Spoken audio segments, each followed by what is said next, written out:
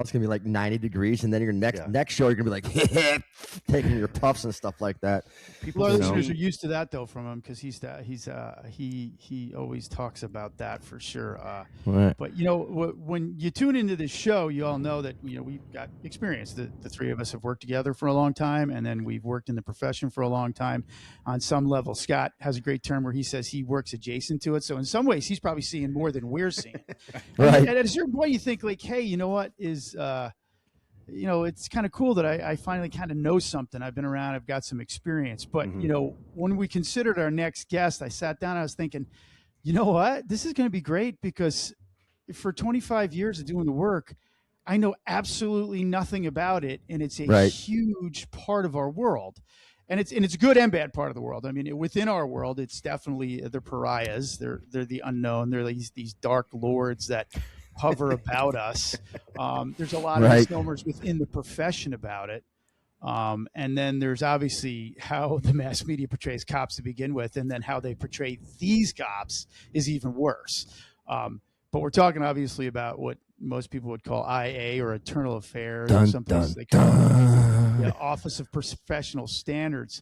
And, I'm going to tell you, like I said, I really know nothing about it. I've never spent any time as an active officer. There's two ways to stay out of. Well, that's because that's because you did what you were supposed to do every single time, Sean. You were the man. I don't know about that. I didn't get caught. And there were no cameras. I'm just saying. And there was no body cameras. They were changing the dynamic of a lot of things. But I say all the time, like, to make it that far and not really know about something on that level, I guess is a good thing. But in the same sense, it really can harm you career-wise. Like, the three of us were not known for being lazy, but we were also not known for being guys that were constantly getting called upstairs, as they call it in our building. And that's a good thing. But in the same sense, like when you're talking about credibility for the totality of our work, this work is becoming more and more important to us as police officers every single day, because we see what the outside world thinks of us. And, this ostracization of our coworkers, so to speak.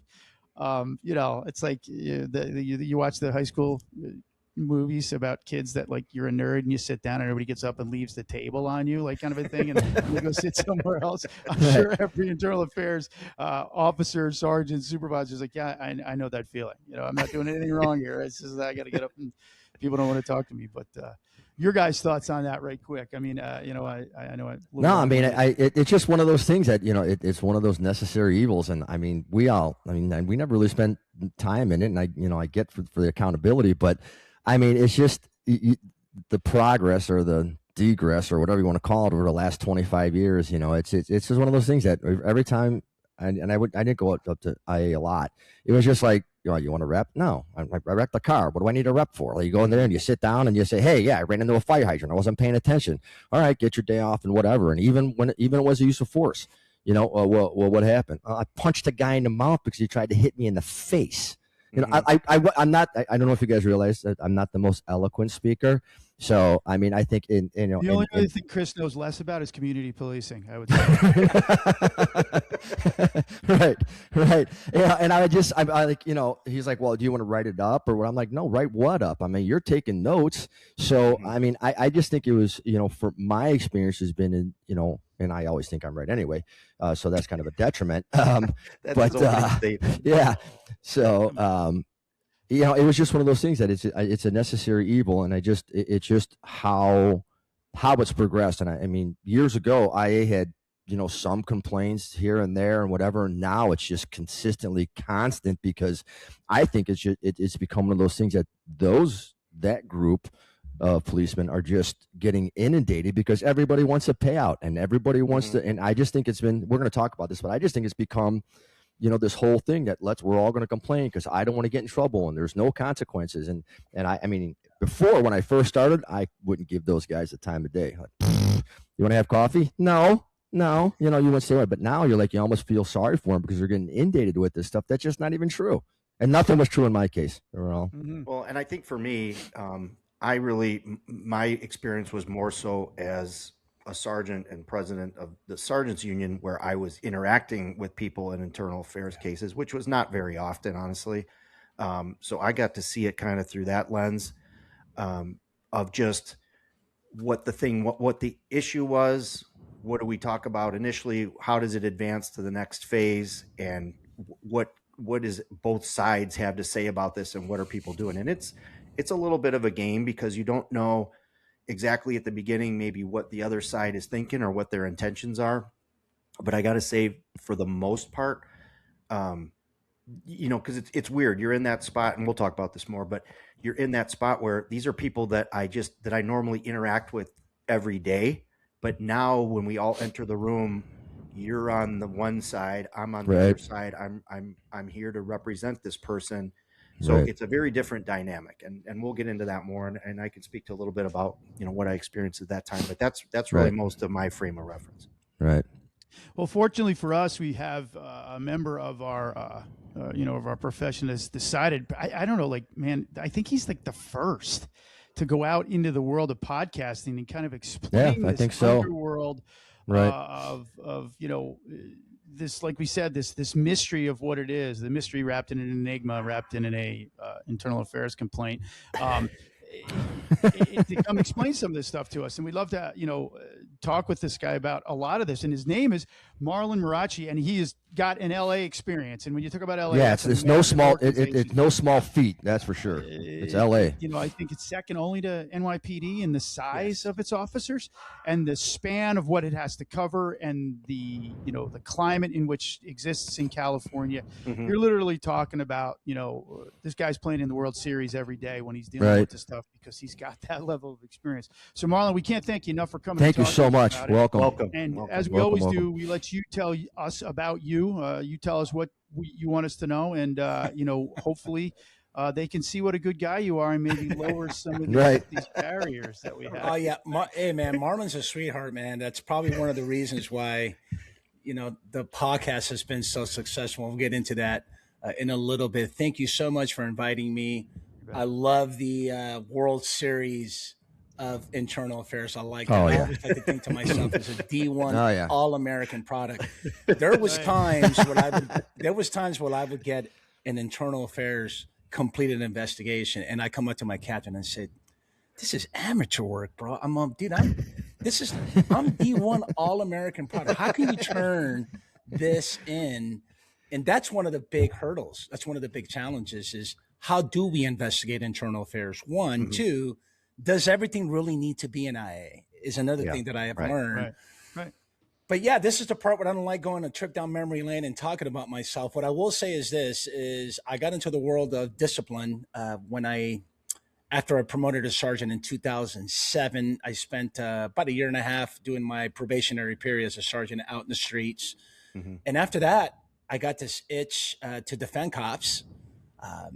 And in internal affairs, let me back up. In Los Angeles Police Department, we're so big. I think at one point we had over north of 11,000 sworn officers. Wow. And so there's a section called Officer Rep Section. And this particular section's primary duty is to respond to all the critical incidents, right? OIS is being the most popular officer-involved shootings because we have a lot of those. I think in 2017, we had over 100 or close to 100. 97 or 100 for that matter. Mm-hmm. And so we all know that the lawyer gets paid the big bucks to represent the shooting officer or the officers, depending on the circumstances, depending on the incident, right? Well, guess who's left with prepping and doing the compelled interviews with all other percipient witnesses, whether it's the people who saw and heard. Oh, wait a minute, we had an airship. So now we got to get the TFO. We got to get the pilot. Oh, wait a minute. Sergeant showed up at scene. Of course he did. He has to do the PSS. He's got command and control. Well, who else was here? Well, there was about 2 other units. And in LAPD, we have 2-man units.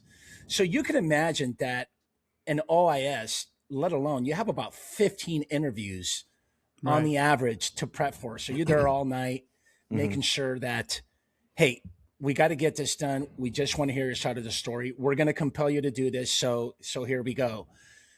Basically, I got the experience of walking an officer from the minute they engage in deadly force all the way until internal affairs said, code 4, we're done investigating. So I gained a lot of that experience in terms of crimes, I should say, case management of the scene of a critical incident. Mm-hmm. But what we also do is when you get that phone call from that one officer that says, "Sarge, I just got this IA, this is bullshit. I got these 2 sustained complaints for policy violations, et cetera, and the department's out to get me. And so, Roger that. Sounds good. Send me over the completed internal affairs investigation. Let me take a look at it with a fine-tooth comb from A to Z, soup to nuts, and I'll let you know if yes, if it's sustained, the department's basically saying that this actually happened. It occurred. Mm-hmm. If it's unfounded or not sustained, what they're saying is that it didn't happen at all. So I take it you're fighting the fact that it didn't happen at all. Okay, great. Why don't you go ahead and read it? This is what I always tell the accused employees, my colleagues. Hey, read it from beginning to end with a fine-tooth comb, and then ask yourself, did you do this? Did this actually happen? And if the answer is no, then you know what? Let's go and appeal it, man. Let's write a response and fight it, appeal it. Right. And so that's where I gained a lot of my experience. That's where I got the itch to go to law school, which I ended up doing after, God, it took about a good 5 years. Don't ask me how. I was a single dad working overtime and going to law school. Just blessed that I had the energy to do it. I was in my 40s at the time. Good for you. And all I wanted to do was to be a police attorney. And so I loved working officer rep sections so much that I did 2 tours before I retired. And between those 2 tours, I was in internal affairs for a good close to 5 years. And in that role, that capacity, my job was to put on these tribunal hearings, these kangaroo court type civil service commission arbitration hearings. This is what we call them, right? Right. We call them a border rights hearing, where officers are brought up and they're levied with serious allegations of misconduct, false statements being the most popular. We can call it untruthfulness, dishonesty, et cetera, et cetera. And my job was to put it on like just some trial attorney. Basically, you're in moot court, trial advocacy. And here we go. The department is pretty much putting on this case. We're going to bring you in testimony that you're going to hear. We're going to introduce evidence for you to examine. And we're going to say that officer right there is going to be found guilty because of the evidence, the preponderance of the evidence, right? Standard of proof, 51% more likely than not that this person should get a guilty finding. And that's when I woke up and said, oh shit, you know what? This is an emotional roller coaster, because I'm going to tell you right now, there's nothing fun and there's nothing joyful watching your colleague get terminated and losing it all. Nothing at all. Right. And for me, it was very difficult and challenging because I am very energetic. I'm very witty. I love to laugh. I love to have a good time. And there's nothing fun about this role. So for me, it really messed with my emotions up and down, because one day I'm trying to be, full of good energy. And then here I am at the hearing and I'm watching this cop just, get fired. So that wasn't fun at all. So yeah, man, that's where I got all my experience. I ended up retiring almost 4 years ago in July. I started teaching a California post-certified course for Savage Training Group up and down the state of California. And that's when the light bulb hit, going, we need to put this on a social media platform. And I chose YouTube because all these conversations that we're having during break, people coming up to me and asking about internal affairs, I started thinking to myself, I got to get this out there. And so I started doing my research when I retired about all these police podcasts. And I've realized that nobody is talking about a law enforcement function. To your point, it's the necessary evil, if you will. Right. Yep. We didn't, no one's talking about it. And we should. Why? Yeah. For several reasons. Number one, we can all agree that this function, this process of discipline of internal affairs, guess what, man? It can get you fired. It really can. Oh, Yeah. And here we are not talking about it. And so it just dawned on me, I'm launching a podcast. And I'm going to tell you, man, I had some naysayers and some haters going, Oh, I'm sure. Marlon, dude, what the fuck, bro? Why would you even entertain having an IA podcast? And I called it the Internal Affairs, a Police Podcast. And even some people would say, dude, there's no one that's going to come in and air out their dirty laundry. Who's going to do that? Try to put a case on me. Yeah. Yeah. Right. I mean, no one's going to do Confessional, that. so to You speak. might No face, get no retired. case. Yeah, you're definitely not going to get any active for sure, but you'll get some retired guys Right. that have, an axe to grind or vent, And so here we are in December of 2025, just last year, we celebrated 2 years and we were at 1.5 million views and now we're at 1.7. That's awesome. And it's Nice. growing. Great. Great. And I'm blessed to know that it's the guests that make it happen. This has nothing to do with me. I'm just a host asking questions, and all my LAPD alums, I want to say about 80% of my guests are LAPD alums, my ex-partners, sergeants, and it's been a blessing, man. So thank you for having me. Oh my God. Thank you. Thank you. I mean, I think one of the, when you think about AA, I think one of the worst parts, like you were talking about, is that how emotional it is because, I think right now you guys have, you see somebody get fired, but I think they'll probably, you were in their last 4 years. So you were prevalent to like, everybody wants the cop fired. The cop thinks that they're writing policy just to fire me. Then, then if you exonerate them, then the public's after you, that you're covering up. And then if he's terminated, then you're coming after me. I mean, that's just got to be like from a day-to-day, just a day-to-day internal struggle. I mean, and how did you get through that? I mean, on the street, we deal with it and that's it, but you're talking about livelihoods. It was tough, man. There was times where the hearing will be on Monday and, here I am thinking about, okay, shit, how do I do opening arguments? And I'm a visual guy, so how to use PowerPoint slides. Right. I did the death by PowerPoint, which is like not the thing to do, but I did it anyways because I figure, hey, that's going to kind of guide me. Hey, this is what we're bringing in, the evidence is going to prove this, the evidence is going to show this person's going to come in and talk about this.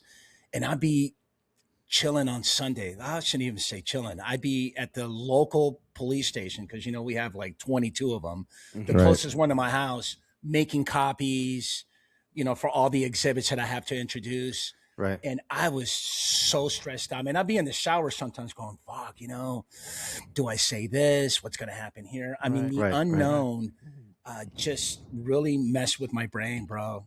And one of the things that I've learned, and thanks for asking that, Chris, is that a lot of mental wellness issues that we talk about today, right? Yeah. So when you think of those, you think of what? Losing a partner that was killed on the line of duty, suicidal ideations, cop that committed suicide for sure. How about that cop that's got, just drinking away to death, right? Alcohol,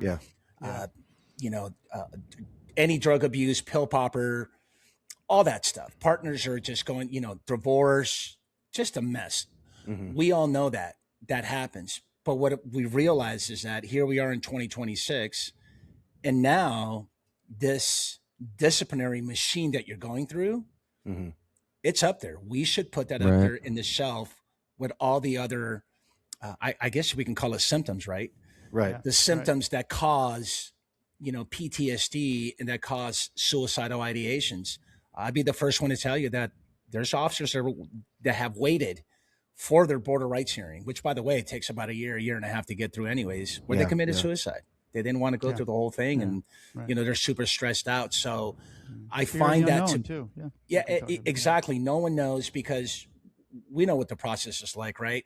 You're the officer of the year. You just got done catching that murder suspect that everybody's been after for 2 years, and in your mind, you did everything that you believe was righteous. And next thing you know, you're getting jammed up for all the tactics that led up before you actually engage in deadly force. And you're like, and you got an eye. But and now you're in the island. Yeah, you're in the island all by yourself. You're in the dark. And guess what? I'm ordering you not to talk about it. Right. And here's the hypocrisy that lies so deep in this profession is that we claim transparency. Man, I'm tired of hearing the buzzword transparency. Right. Because if we're going to be transparent, then you know what? Come on the show and let's talk about your IA. That's transparency. Yeah, we're very transparent with the public. I think we do a really good job letting the public know about critical incidents. We have that debriefing. We show body-worn video. We do a very decent job. We're laying it out. We're laying out some basic information that the public needs to know. Yeah. But how transparent are we amongst ourselves? The answer to the question is, we're not, man. We're not. No. And you know what? the shittiest part is come holiday season. Hey, Scott, Sean, Chris, dude, don't forget to bring in it's going to be Thanksgiving. Bring in your favorite pumpkin pie. Hey, Sean, make sure you bring in the turkey that your wife makes all the time. Everything is just great. Oh, by the way, Thanksgiving is Thursday. On Wednesday, we're going to let everybody off early because you're such a good worker. You're hard. You know what? Just get off work like around 12, 1 o'clock. Don't clock out. But you know what? Just leave because we got your back. But hold on a second. Right. I just found out you have an IA. You know what? Yeah. I can't talk to you anymore. Right. No You're a turn. leper. Right. You're a leper. Now you're, exactly. You're treated like that suspect. And so, again, hypocrisy and then the other buzzword, accountability. Don't get me started on that because what I do on the podcast, and I did some breakdowns in the beginning where I show about accountability. Don't talk about accountability when you're the one who caused this entire department, which, by the way, the small to medium-sized agencies suffer the most. They have the most impact because if you do something wrong, just one incident, in an agency of less than 50, guess what? We're all bad. Everybody in the state of Ohio, everybody in the state of Illinois is that one cop that beat down that handcuffed suspect. And again, and guess what that person does? And I've seen this all the time because I scrub YouTube all the time. They leave, they retire, or they resign. Or the chief says, you know what? We're just going to reword, a couple of these allegations, but we want you to go. Maybe you can find a job in another agency, but we don't want you here. Or the accused wipes her hand clean and just leaves and leaves the department. Out. Yeah. And guess what, man? No accountability. You know what? You should stick around until this whole process is done. As a matter of fact, if you want to retire and if you want to resign, before you do that, why don't you walk into the roll call room and have a full max deployment meeting with all your partners, all your colleagues, and apologize. Just apologize and tell them how, you know what, I am so sorry for what I did. I know it's in the news. It's been sensationalized. You guys are getting the worst of it all. And I didn't mean to, your families, everybody. But I just want you to know that, deep down inside, I really apologize for my actions. But guess what, man? We're hypocrites. We don't like accountability. And we certainly, and I'm going to point the finger here more to command staff than officers. I think command staff and admin, we're not that accountable. We really are not. No, because you just said that you don't apologize, but what happens to the copper that goes through IA and and it's unfounded and everything else? I've never had a command staff come to me and go, "Hey, Chris, I'm sorry about that," but we had, this is what sorry we were wrong. It was. Sorry we're wrong, but we had to put you through it or whatever. Never once, because and this is what they portray. They portray. In this day and age, the more cops I jam up, the more popular I'm going to be to keep my job as a command staff. Until I came here to Florida, everybody was out for them. Everybody just seemed to be out for themselves at a command staff level. And it's horrible because nobody ever apologized. And I had a couple of crashes and, a couple, we've all had, excessive force and stuff like that. And they were all unfounded or, I would just go in there and land a sword. Yeah. I cracked up the car and I hit a fire hydrant or whatever, but nobody ever came to me after I was sustained for excessive force or say, "Hey, Chris, sorry, we had to put you through that." But, my dog, And Chris, let me take it a little further than that. That incident that you were involved in was sensationalized and it was a newsworthy event. Everybody knows about it. And guess what? You can't even call your local journalist and say, hey, man, it's been 2 years and I'm completely exonerated from all my actions. Can you write a piece on that? Can we get an interview? And they're going to look at you like, it's not sexy enough. Because I didn't get in trouble. That's what's not sexy. Some guy had a knife, dog bit him, pile on, cuff him. Oh no, you turned out to be right, Chris. So we really don't want to, put that out there. So and again, it's the whole thing. Your accountability, they don't do it. Command staff doesn't do it either. Well, in that vein, we were often talked about how we have to represent the people that we protect, and that, and a little bit of research, I saw that 11% for any reason that an officer is called into internal affairs or OPS, 11% of those officers are held accountable in some way, shape, or form. That could be from you're wearing the wrong kind of sunglasses that people see as intimidating. You look like Ponch or John on Chips, and people don't like that anymore. All the way up to you actually tuned somebody up, or you did something really that was awful to that case. 11% of us are held accountable for that. Now, if you're listening to this and you don't understand that, the police world, they go, oh, that's such a low number, only 11%. Well, of the 10 million arrests that occur annually, this includes felonies all the way from, murder down to public drunkenness and disorderly conduct type things, urinating in public.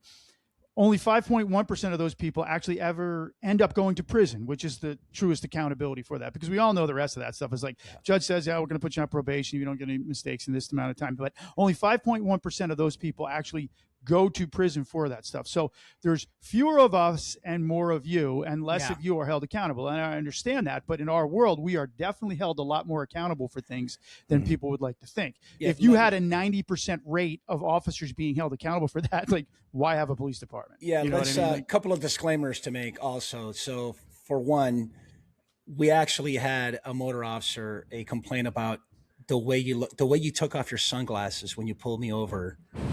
I was just so offended. He was smoldering. It was so offensive. And you know what? And we take the complaint. We do the IA. We have zero tolerance. We can get into that later on. But to your point, so let's give your audience more numbers and perspective.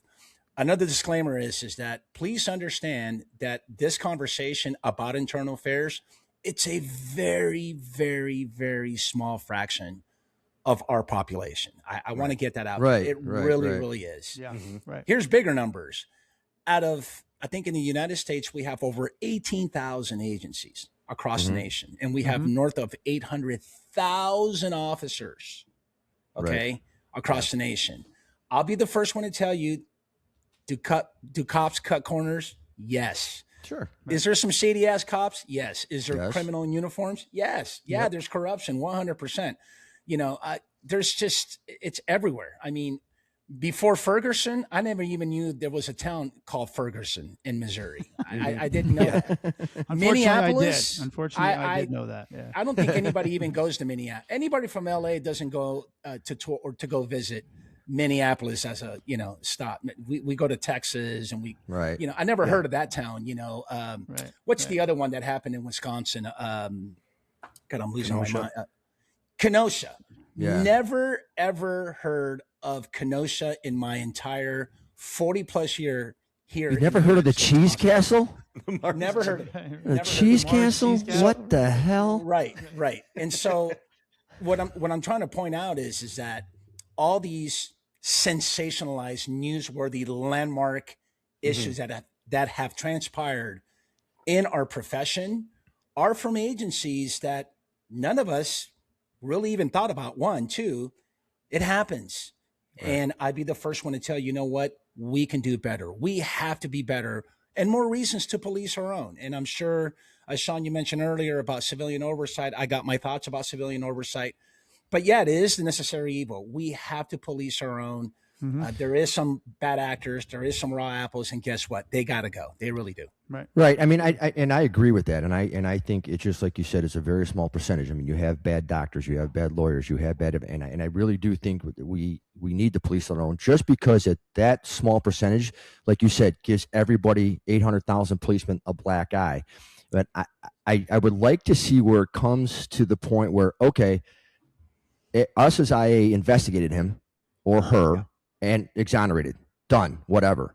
Yeah. Not this continuing, flogging of the officer that IA's cover, because look at you exonerate somebody, and all of a sudden, no, you're covering up. No, I'm not covering up. These are the facts, and it's a no-win situation, and you want the public to they want us to be held accountable. Great, but if it's turned around and then Marlon says, well, the cop didn't do it. He's exonerated, but well, we're not going to prosecute anyway, just to kind of like soften the blow. I mean, well, wait a minute.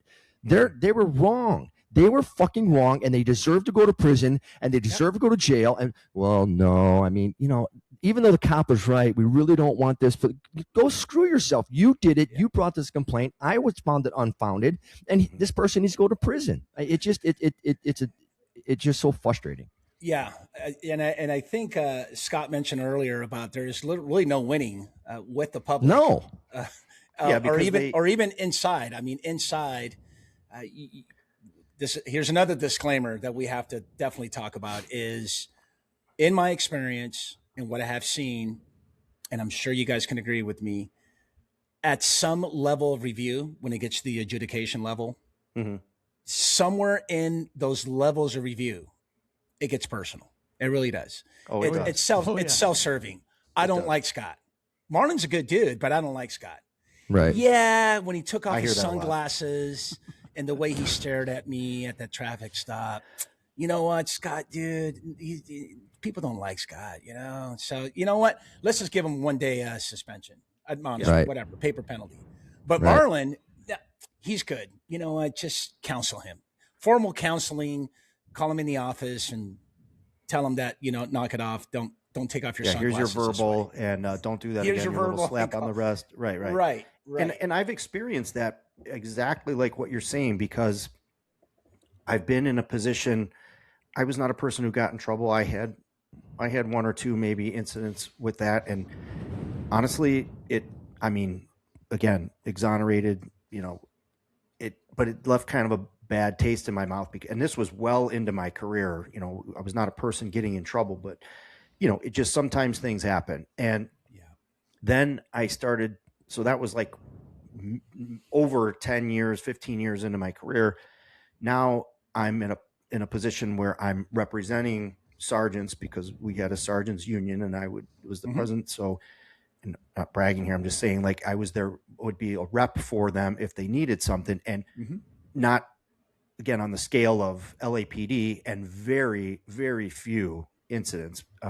You'd find those things more so with officers, especially people that are younger in their career and have to learn how to behave or do things the right way once in a while. But anyway, what I saw, to your point, was, one, you would, like your Thanksgiving analogy, hey, we're all family. This is a big family. Oh, yeah. Bring in food. Right. Hey, it's the holidays. We're all great here. But as soon as that guy or girl has an internal affairs case, you have to sit at the kids' table. Like, you're not part of the group. Right. And then it becomes this weird thing where these are maybe people that I'm close with. These are people that I got hired with, went to the academy with. I've known them, I know them personally outside of work. Right. But now we're in this weird place where now I'm looking at you, you're looking at me. We're not really sure how this thing is going to shake out. And one, I've seen those officers who have been, banished. They're on admin leave, and they're just sitting out there, and nobody's checking up. Nobody's checking on them. Nobody's seeing how they're doing. They're sitting at home wanting to get back to work. Yeah. And even if it's going to be something that comes out to be a nothing, or it does come out to be something, you want to just get me through the process. Yes. If I made a mistake, I'll own it. Give me my punishment, and let's move on. Because why do I have to wait? I right. Totally agree. And and all you do, and I've had close friends that I've had to deal with this about, and you're talking to them, they're just wondering, like, I just want to get back to work. I don't, I'm not doing what I should be doing, and if I did do this thing wrong, let's just get through it. So you leave them out there, and then it's just automatic one day. Okay, you're back to work. Yeah. Okay. Without apologize. And I'll share one of my guests. And of course, you guys have been around long enough to know it's a project that I'm working on. It's called the Rampart so-called scandal. It's not. And I'll explain that in a little bit. But to your point, one of the questions I've been asking lately to all my guests on the show has been, hey, are we the thin blue line? Are we family, or are we just employees in a corporation? What do you think? That's what I've been asking, because we have this thin blue line logo, slogan, fund me pages, organizations. We're just like this big happy family. But the minute you get that IA, you're in the island all by yourself. Like no one cares about you, And so that needs to be changed. That's what I'm trying to fix. What we're trying to accomplish, all of us, us having this conversation here in your podcast, as well as any other podcast. And by the way, I'll be the first one to tell you that there will never be enough platforms, social media platforms, to get our word out to be the voice. Right. There won't. Right. I'll go to the Right. grave and there still won't be enough. Yep. So what you guys are doing, it's outstanding, and I love it because we all got to help each other out Absolutely. to get the Thank word you. out.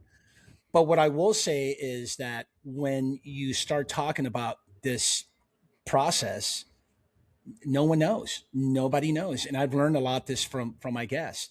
I asked my guests the one question when we first started is like, hey, when was your first impression of internal affairs? Like, when did that happen? Did that happen in the academy? Did that happen in your probationary period? Or did it happen when you actually got the IA and you're just like, I don't even know what this whole process is about. Right. So what I've realized and what I've learned is we don't do a good enough job to inform the next generation. You know, we're almost done. I mean, you guys are getting there. Oh, yeah. And so how do we lead this profession in a better way? How do we leave them with better practices? And I think, or better awareness or better education. Right. And one of those ways is someone needs to walk into the academy. I get it. We have all these requirements from post. We call them learning domains. They're called LDs. Hey, you know, and by the way, all I'm trying to fucking do is graduate. That all I want to do is just get to graduation. So even if someone came in to talk about the IA process, you know what? It better be impactful. It has to happen. Someone should walk in to the young officers and say, maybe someone who got fired. I would love to have someone who got terminated to walk in and say, hey, I used to sit exactly where you were sitting. Right. And you know what? I got fired and I lost my career. And here are the reasons why. Yeah. Right. That would have a major impact to know that, hey, you need to stay away from the 3 Bs, is what I was told, or what my guests always refer to the 3 Bs: booze, babes, and bad debt. I was going to say boobs too, but of course that comes with babes. Right. Right. So it should be 4 Bs. But my point is, you know, and that will always get you in trouble. But we don't even do that until what? You get to your FTO and your training officer has been around for like what? 25, 30 years, and they're disgruntled. They're just like, hey, those guys over there in suits, you know, FTG, fuck those guys. They're dirty. They, you know what? Don't tell them shit. You can't trust them.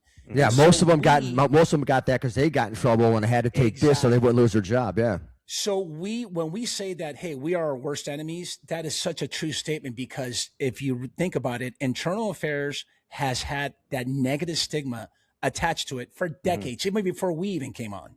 Right. And so what do we do to change that? So that's what I'm trying to accomplish. Yeah, I mean, it goes. Go ahead. No, go ahead, you're Sean. talking about too with leadership, because yeah, it's this family thing, and yes, we live in that environment, and people at rank and file that maybe plays more to, but when you have good leadership and somebody gets into one of those situations, and like you were saying, now all of a sudden, oh no, I can't talk to you, you're this, you're that.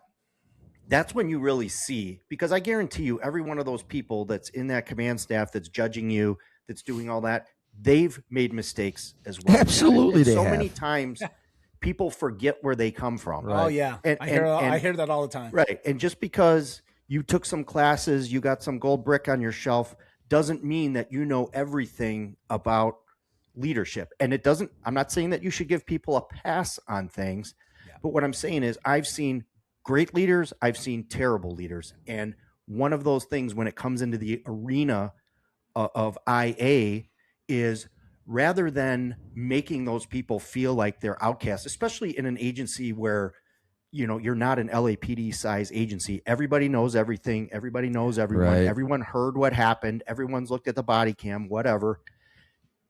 Come out with a message that says, hey, yes, this thing is going on, but we're going to make sure it's a, you know, thorough and fair process. We're not going to assess any judgment. I mean, whatever.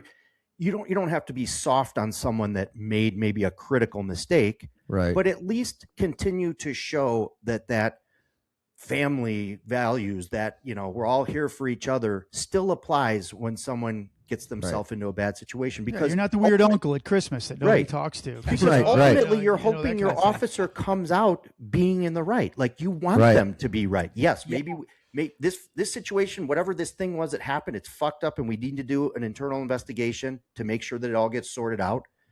But just like criminals are innocent until proven guilty, the same rules should apply, that They hey, should. we but had they this don't. thing that happened. We need to make sure that it was within policy, that no mistakes were made, and we're going to resolve it. But often it's the other way around where it's like, nope, you did something naughty. Get over there. You're going home. We can't talk to you. And then if you're a person that knows you're in the right, that's all you do is mull that over, and it just beats you up, inside while you're waiting for the outcome. Yeah. Scott, you know what? You bring up two good points. I always do ask my guests, hey, do you think the job of an IA investigator is to protect cops? I always thought like if you say yes, they're like, oh, hold on a second. Congratulations. Here's your next case of this, human trafficker that's been, child abuse for like the last 10 years. When you just got done saying you're here to protect cops. No, that's not what I mean. I think we can all agree that, yeah, you know what? I just don't see Sean and Chris doing that. There's no way. There is no way this happened. I mean, come on. And so to my second point is that I think that a lot of us, and this is including me, we go to internal affairs for all the wrong reasons. We do. Mm-hmm. We do. Mm-hmm. It's very self-serving. I think that people go to internal affairs to work there for a feather in the cap. Hey, this is going to get me a promotion. Right. Yeah. And then the other one is to flex work schedule. Oh, dude, I get to be home on the weekends. I get off by 4 or 5 p.m. I get to spend time with the family, flex work schedule. Maybe I can telecommute, so you're thinking about it's me. And you're not necessarily thinking about the process. I think that you should go in there thinking to yourself, hey, I'm going to turn every single stone. Yeah, I think that Sean and Chris didn't do this. Sean didn't take off his sunglasses and stare. My readers, but not myself. Yeah, your reader. And there's no way that Chris forgot his name tag. I think it was kind of dangling, or maybe it was inside.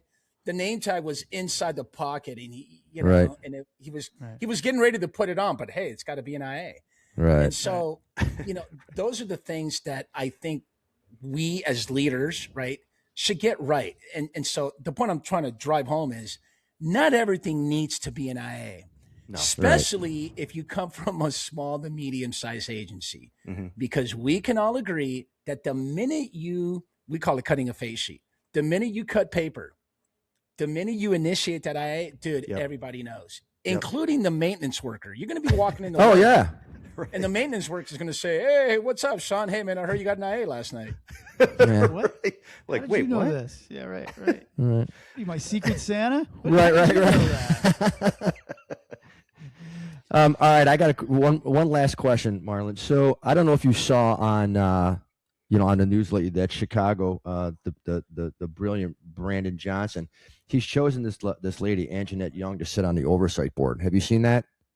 No, but I already have my my opinion. So Anjanette Young was a few years ago. The police did execute a warrant on her house, and it was the wrong house. Okay, our mistake, 100%. She goes and she files a civil suit. She wins. Okay, whatever. Well, he has just put her on this police board, the oversight board, and my question is one, what do you think of civilian oversight boards? And two, how could anybody in a command staff or a mayoral position say that this is going to be fair for everybody? Well, totally disagreement. I don't think it is at all. It's completely biased. Look, the challenge with this law enforcement function of internal affairs amongst ourselves is challenging enough as it is. What I mean by that is when you get that assignment, we want you to remember where you came from. It's what Scott, spot on that. But you got to leave your biases and your unfairness at the door. Sure. And we don't do that. We don't. We don't. Right. There is, right now as we speak, there's some sergeant that just is doing an IA right now, telling the captain and lieutenant, oh, dude, we got him. Because he's badge heavy. No one likes him. And that traffic stop, he was completely rude and disrespectful. Fuck, let's give him the kitchen sink. It to him, right? So that's just us. Now imagine a civilian oversight that has absolutely no experience with law enforcement. Now, with civilian oversight, I'm okay with that, just as long as you have experience in law enforcement. Yeah. I'm good with that. Had they would have called That's Marlon in Chicago, hey man, we got Zoom. I'll Right. tell you straight out. I'll call balls and strikes. I will call you out when you do some stupid shit. Right. And I will call you out when, you know what? Come on. Seriously, you know, Yeah. we're going to paint this broad brush. I mean, Right. Yeah, bigger fish to fry, right? you know, and that's the problem we had. If Illinois, how many agents are in Illinois? Scott. It's in the like gotta be 8 police thousands. agencies. Yeah, it's got to be in the thousands. I mean, because just we in have- the Yeah. just in In the the area that I thousands. work is 150. So it's Okay, so let's definitely even go with that in your area, right? So there's Right. probably hundreds in a different area, right? yeah. There's What I hundreds, would hundreds. do is I would grab a very reputable, decorated command staff officer, right? A very well decorated, reputable sergeant Mhm. that's retired from a whole different county. Like if you're in the South, go up north or go Mhm. east or go west, Yeah. and just form your civilian oversight then, and Yeah. have them look at it with a set Yeah. of fresh eyes. Different But experience. you got to have at different- least one, maybe even two, Mhm. depending on how big that committee is. Because Right. those are the ones that are going to say, hold on a second, you know what? I did that traffic stop. I mean, Yeah. seriously? Or Right. we're, you know, okay, it happened. And by the way, how long has it been? Oh, it's been 5 months. Dude, we could have wrapped this up in like 2 weeks. Right. Like, let's Absolutely. get this shit done. Yeah. And that's the Right. other problem that we have too. The other challenge is we can all four right now go to a critical incident and let's just say, we did some stupid stuff. Got it. Right. I made a Mhm. stupid remark, and Mm-hmm. okay, call it excessive. We call it substantial deviation from department policy, tactics, and procedures. So when you apply tactics, Wow. Yeah. right? Do you? That's a deviate? long We word can for all- you. You open your big Polish mouth, dummy. Yeah, But anyway, that's go a ahead. 25-cent word, bro. Yeah, take notes, man. This is good stuff. You know, basically what we're saying is that anytime that you apply force, you're going to deviate. It's Right. really that simple. Sure. Yeah. We can all, if I did an update course 2 years ago and Sean hasn't gone to a use of force update in like 10 years, Scott just did it 5 years ago, and Chris, you just went with me to that class. Well, when we get into a use of force, we're going to say, well, this is what they taught us like 2 weeks ago. Yeah. Right. Sean's going to say, well, shit. And it doesn't always go perfect, and that's And you know, it's It ugly. never does. It's never textbook. It's like doesn't rings in look a good. tree. When you cut the tree Right. in half, you're going to see So what- different. Right. marks. Exactly. Yeah. So what the department's saying, the way we analyze and examine these use of force investigations is like, okay, look, you're going to deviate. Got it. There is deviation no matter what, because you got to take real life variables, situations, right? Lighting conditions, you know, whether it was a road, weather conditions, where were you at? And yeah, you deviated. The question is, how substantially did you deviate? Well, Marlon's measure of substantial is completely different than Sean's. Right. Got it. Right. Okay. But it comes down to what? You have to articulate and justify it. If Right. you can sit here and explain to me why you deviated substantially, that is, wherever that measurement is, right. then you're good to go, bro. I'll Right. take it. Just tell me what is it that you deviated. Mhm. And Right. and a lot of people don't think that way. I can tell you right now, there's no civilian oversight committee where there's someone saying, hold on a second, time out. You do know that all these uses of forces are not textbook. They look Right. ugly. It looks Right. completely ugly. But Right. did he explain why he deviated or why he did what was Right. presented at the time, right? Those circumstances that was Right. known to him at the time. And so that's where we're missing Yeah. the point. And I think one with all quick- civilian committee. One quick add to that Yeah. is that I think it's important, like people like you, I know people that are in IU, they need to be the right people that have a varied work experience history. You can't be just someone who's there, you're a ticket puncher, you're just trying to get a promotion. You know, you had a great interview. Like I love I love hearing the like, he had a great interview. Who gives a shit about the interview? What'd you do for the last 20 years? Like, I don't Right, care about right. your interview. Right. But I think it's important, and the people that I know and I see that are successful in those jobs are people that have done a variety of things. Not that people that haven't done that can't be good, because you have to be understanding. But if you haven't experienced a lot of the things or been involved in the things that you are sitting there reviewing and making recommendations on, you don't have that in your wheelhouse to, I mean, you can look at it just from a policy standpoint, and that's what I would see those people do, because they don't have the experience to maybe understand what happened there. They just look at the black and white of, here's the general orders, you violated this, and this, and that's what you did. Right. But if you really were somebody who had ever maybe been involved in some of this stuff, maybe you'd have a better understanding for what was going through the officer's mind or how things unfolded in that incident. Right. Yeah. Another disclaimer also that I like to definitely leave your audience with is, in my experience, and I'm sure you guys are going to agree with me, is anything that happens on duty, there's a lot of flexibility. You should be very flexible and understanding.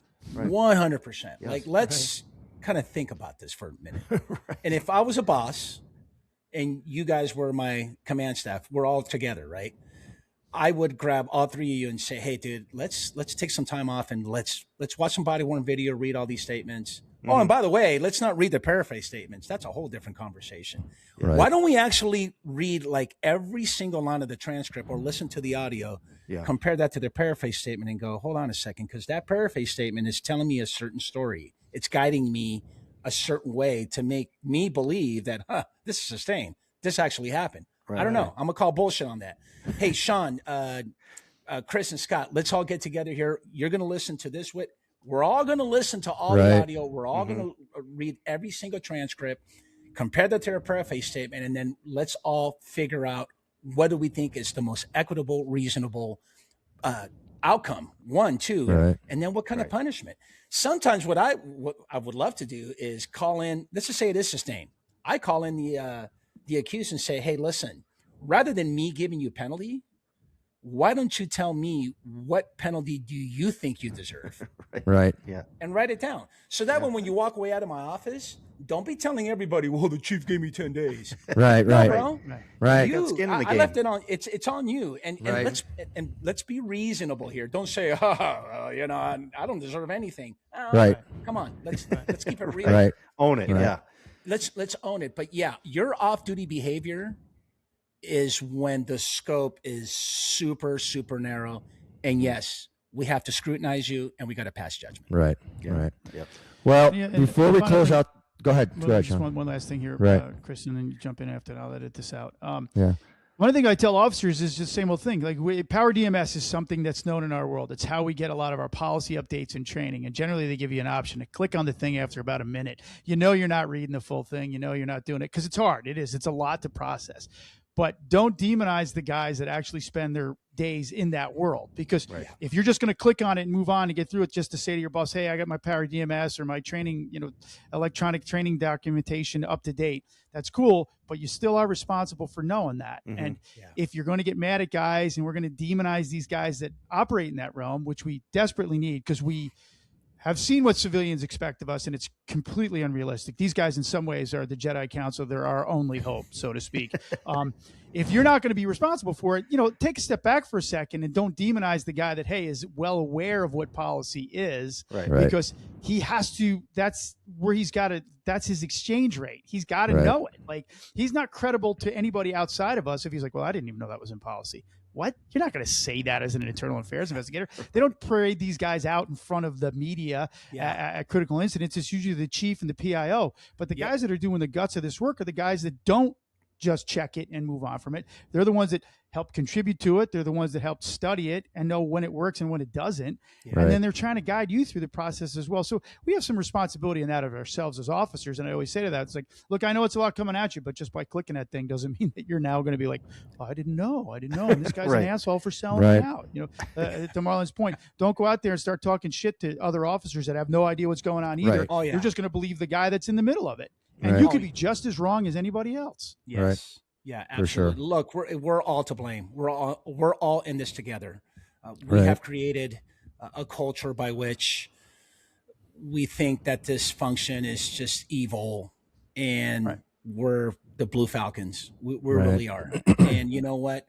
Let's not listen. If whistleblowing and being a Blue Falcon, you can have your reasons to do so, and there's a lot of reasons. I don't want to, not ignore that part. It's like you do see something wrong. I mean, of course, you guys, your laws in Illinois are very mirror to the laws in California, and duty to intervene, duty to intercede.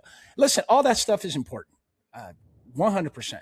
But yeah, if you feel as though one of your officers at scene, dude, then yeah, you have to do not so much by yourself, but for your officer. Especially I always have a strong emphasis on small to medium-sized agencies, because you guys are the ones that suffered the most. It has such an impact when you decide to cut paper or to do an IA. That is so important. Just be very, very careful when you make those decisions, because again, like I said in the beginning, not everything needs to be an IA. Right. Appreciate it. Well, thank you. And I just got one apology to our audience, to Marlon, because I thought Sean was going to come on the show and start talking about today was the first day of the Civil War in 1861, officially begun, the attack on Fort Sumter. I was waiting for Sean. Really, I'm sorry to everybody. You didn't come out with that. Why? No, there's some things we were proud of and some things we were ashamed of. I don't know if you necessarily should have started that one. You know what I'm talking about? So it's history. That's great, Chris. I appreciate He's having it. his own internal Hey man, I gotta have you guys. You guys gotta come on, bro. Absolutely. Sure, absolutely. Give us a date for sure. You got to spare a Monday. I'm in the studio on Mondays from 12 to 4 p.m. my time, which is PST. So I'm sure we can figure something out. Yeah, we'll figure something out. For sure. Definitely. You guys are awesome, man. Keep doing what Thanks. you're doing. Hey, Marlon, give us your show, give us your YouTube, all your social media stuff, so people can find you. So let's see. On Instagram, it's the Marrache Show. I rebranded the IA Guy, a police podcast, to the Marlon Marrache Show, A Truth Behind the Badge, because I'm working on different projects. I got ride-alongs coming up, man. I got a ride-along with Palm Springs PD, where I'm going to jump in a car with a sergeant and bring a camera crew and hope that we get into some good shit, man. Right. So that film's now going to be evidence. I'm probably going to end up with that traffic stop where, you know what? Oh my God, you just took off your reading glasses. In such a fashion.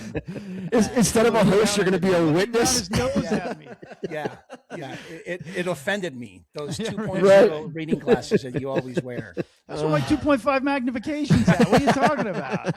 They're transition lenses. I also have another YouTube channel called the Marlon Report, where I break down incidents. It's mainly all civilians, where they love watching me narrate. I'll pause it and say, okay, this is just a joke. The crazy Karens and all this other good stuff.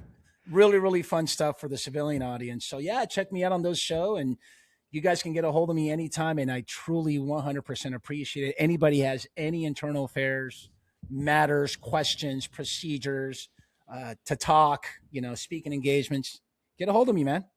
That's awesome. Thank you so much.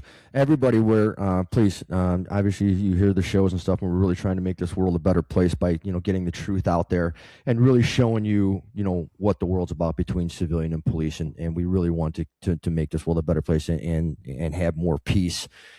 Please go to where you get your podcast, leave a rating, review, download, subscribe. It really helps us out. You could email us if you have a question, concern, want to be a guest, have a idea for a show, have an idea for a guest at 3copstalk@gmail.com, or you can go to our website, 3copstalk.com, and leave a comment there, and you can get old episodes, and you can give us an email there. Otherwise, thank you so much for downloading, subscribing, and listening to our our silliness, and please get the word out and have a blessed day.